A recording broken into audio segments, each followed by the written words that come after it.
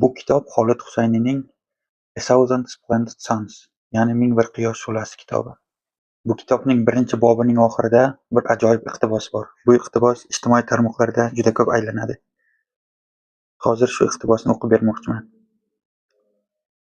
Learn this now and learn it well, my daughter.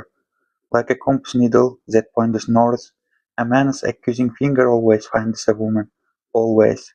You remember that, Maryam. Ya'ni tarjimasi: buni yaxshilab yodingda tut, qizim.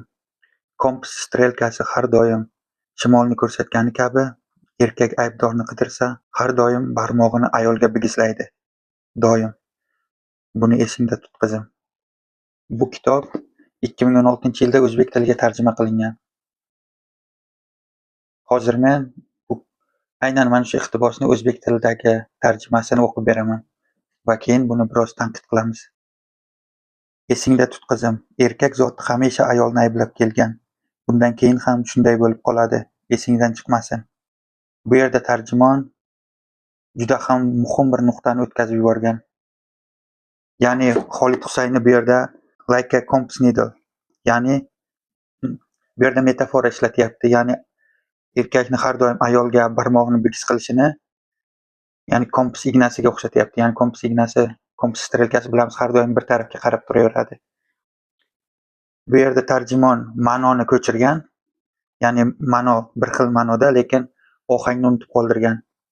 Ya'ni bu inglizchasida o'qib berganimda eshitgan bo'lsangiz, like a compass needle. Ya'ni bu yerda juda ham ajoyib o'xshatish san'atidan foydalanyapti.